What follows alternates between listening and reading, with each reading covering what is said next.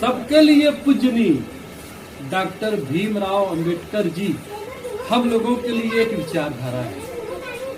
हम समाजवादी लोग डंके की चोट पे कहते हैं कि डॉक्टर भीमराव अंबेडकर ने जो सामाजिक न्याय की, वंचितों की जो लड़ाई लड़ी है, वो आज एक विचारधारा बन के हिंदुस्तान ही नहीं पूरी दुनिया में लोगों को एक ताकत फिलिस्तीन का समर्थन करती है। और उत्तर प्रदेश की भाजपा सरकार के मुख्यमंत्री अपना उन हमारे देश के उत्तर प्रदेश के नौजवानों को उस जगह भेजना चाहते हैं जहां उनकी जिंदगी का कोई मोल नहीं, कभी भी वो मारे जा सकते हैं। क्या उत्तर प्रदेश में नौकरी नहीं है?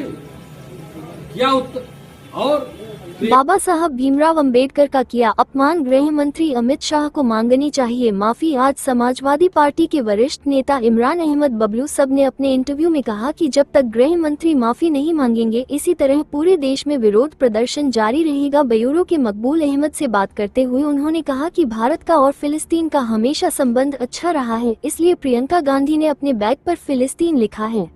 अस्सलाम वालेकुम, मेरा नाम है मकबूल अहमद और आप देख रहे हैं सदाई न्यूज़ वाराणसी। आज हम वाराणसी के दलमंडी में हैं और हमारे साथ जुड़ चुके हैं समाजवादी पार्टी के वरिष्ठ नेता इमरान अहमद बबलू और बात करेंगे इस तरह से सदन के अंदर बाबा साहब भीमराव अंबेडकर जी का अपमान किया गया है। अमित शाह ने साफ तौर पे कहा है कि अगर जिस तरह से बाबा साहब का नाम लेना एक मॉडर्न हो गया है, तो लोग बाबा साहब का इतना नाम ले रहे हैं, उतना भगवान का नाम लेते हैं तो आज स्वर्ग मिल जाएगा लोगों को। जिस तरह से देश की संसद में शीतकालीन सत्र में देश के तथाकथित गृह मंत्री ने इस देश के संविधान को बनाने वाले और इस देश के सबसे ज्यादा पढ़े लिखे, इस देश के पहले कानून मंत्री और हम सबके लिए आदरणीय, सबके लिए पूजनीय डॉक्टर भीमराव अंबेडकर जी हम लोगों के लिए एक विचारधारा है। हम समाजवादी लोग डंके की चोट पे कहते हैं कि डॉक्टर भीमराव अंबेडकर ने जो सामाजिक न्याय की, वंचितों की जो लड़ाई लड़ी है, वो आज एक विचारधारा बन के हिंदुस्तान ही नहीं पूरी दुनिया में लोगों को एक ताकत देती है, लोकतंत्र की हैसियत बताती है। कैसे देख रहे हैं गृह मंत्री ऐसा बयान दे रहे हैं, उसके बाद जो प्रधानमंत्री हैं वो कह रहे हैं कि कांग्रेस ने हमेशा संविधान को नहीं माना है या बाबा साहब को नहीं माना है, इस तरह से।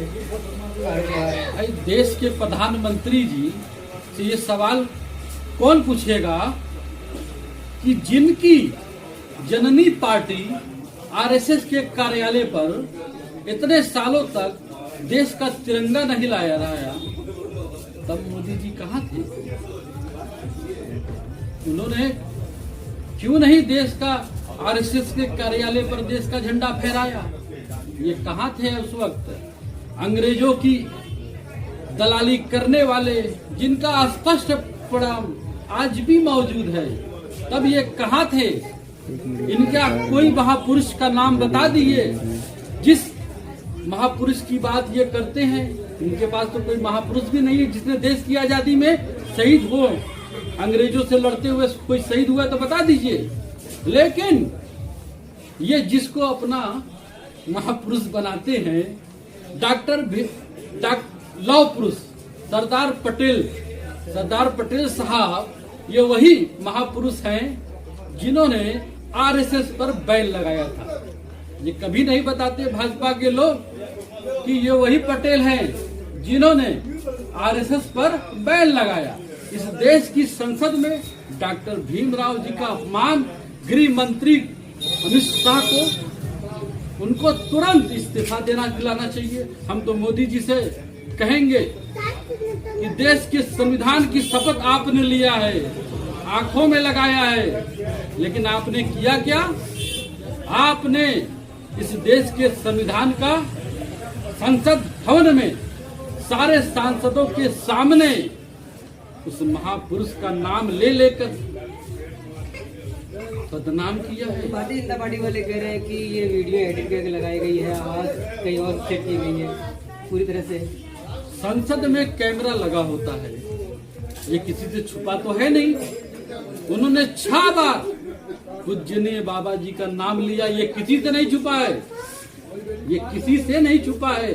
ये इनकी मानसिकता का परिचय है जो मनुवाद से ग्रसित हैं, जो इन्होंने कहा कि इतनी बार अगर आप नाम लेते तो आपको स्वर्ग में जगह मिलती।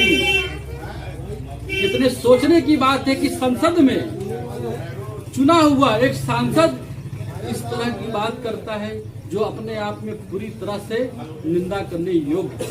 और हम सारे के सारे लोग, हम सारे के सारे समाजवादी लोग, हम सारे के सारे सोशलिस्टवादी लोग, हम सारे के सारे देशवासी लोग मांग करते हैं कि अगर देश के प्रधानमंत्री ने इस्तीफा नहीं दिया, सार्वजनिक माफी नहीं मांगी, तो हम लोग अपने आंदोलन को इसी तरह चलाते रहेंगे, करते रहेंगे। इस बार ये जिस तरह सदन में सियासी सरगर्मी बढ़ गई है, इसी बीच फिलिस्तीन का झोला लेकर प्रियंका जी चलेगी, इसको लेकर योगी जी ने बयान दिया है कि हम लोगों ने इजराइल लोगों को भेजा, युवाओं को रोजगार दिया। किस तरह का रोजगार? क्या आप अपने बेटे को किसी युद्ध के मैदान में भेजेंगे? अगर योगी जी को समझना चाहिए था इजराइल में और गाजा में जिस तरह से इजराइल इंसानियत का कत्ल कर रहा है, खुलेआम बमबारी कर रहा है, और उस इजराइल को उनके ही पार्टी के दिग्गज नेता आदरणीय अटल बिहारी वाजपेयी जी ने